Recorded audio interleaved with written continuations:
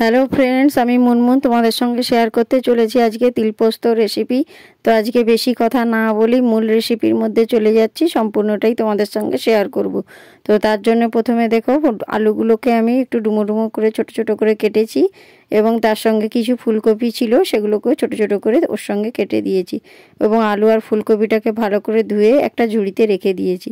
তারপরে দেখো তার জন্য বাটিয়ে তিল নিয়ে নিয়েছি, সাদা তিলটাকে আমি মিক্সির মধ্যে দিয়ে দিলাম এবং তার সঙ্গে 25 গ্রাম মতো আমি পোস্ত অ্যাড করলাম। তিল আর পোস্তটাকে একসঙ্গে ব্লেন্ড করে মিক্সিতে একটা পেস্ট বানিয়ে নেব।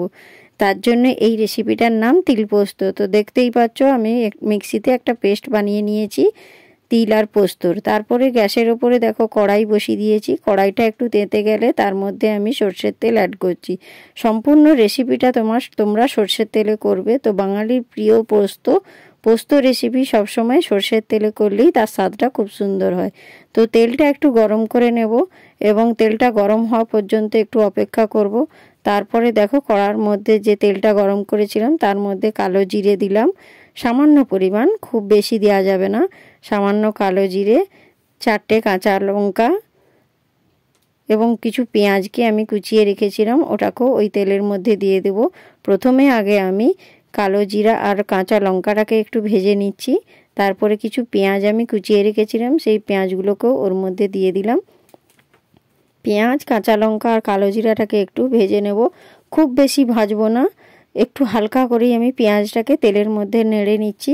একটু হালকা হালকা ভাজা হয়ে গেলেই যে আলু আর ফুলকপিটাকে আমি ডুমো ডুমো করে ছোট ছোট করে কেটে রেখেছিলাম, খুব ছোটও নয় খুব বড়ও নয়, ঠিক এইভাবেই তোমরা আলু আর ফুলকপিটাকে কাটবে।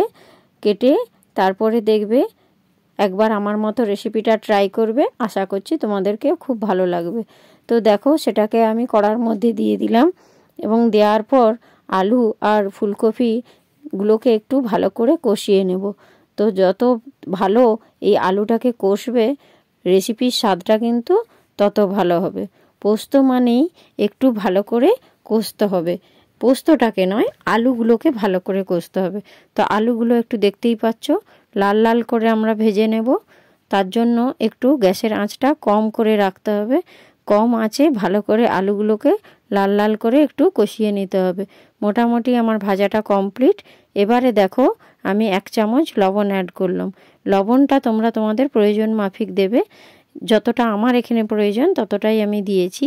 লবণটা দেওয়ার পরেও কিছু সময় একটু নেড়ে চেড়ে আলুটাকে ভেজে নিতে হবে যাতে লবণটা ওর মধ্যে প্রবেশ করে। তো লবণটা দেওয়ার পর দেখছো যে আলুটা খানিকটা কমে গিয়েছে এবং বেশ ভালো করে লাল লাল করে ভাজাও হয়ে গিয়েছে।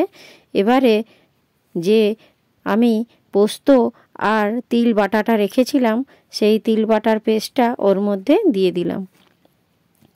তিল পোস্ত বাটাটা দেওয়ার পর এবারে একটু ভালো করে কষিয়ে নিতে হবে। আলুর সঙ্গে তিল আর পোস্তর বাটাটাকে দিয়ে একটু কষিয়ে নিচ্ছি, হাতে সময় নিয়ে একটু কষিয়ে নেবে। তো যেহেতু এতে পোস্ত দেয়া আছে তো বেশি কষতে হবে না, মোটামুটি একটু সময় নিয়ে একটু কষে নিলেই হবে। সামান্য একটু কষে নেওয়ার পর আমি বাটিতে 1 বাটি মতো গরম জল করে রেখেছি, সেই গরম জলটাকে ওর মধ্যে অ্যাড করব।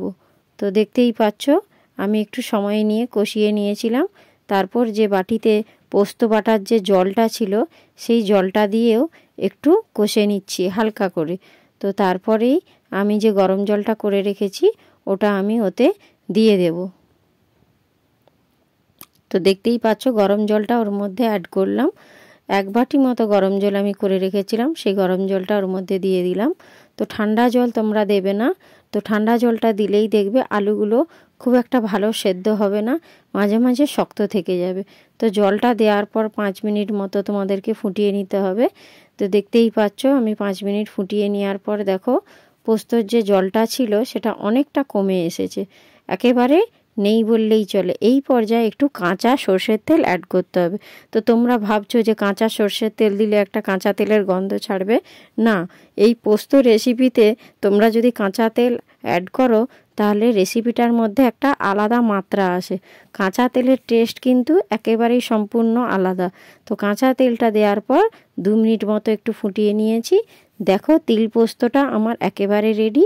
দেখতেও কত সুন্দর হয়েছে, খেতেও তেমন সুন্দর। কার কার আমার রেসিপিটা ভালো লেগেছে একটু কমেন্ট করে জানিও। এবার আমি ওটাকে একটা পাত্রে নিয়ে নিয়েছি, এবার সবাইকে সার্ভ করে দেবো। তো আজকের মতো রেসিপিটা এখানেই শেষ করলাম। Tata, bye bye.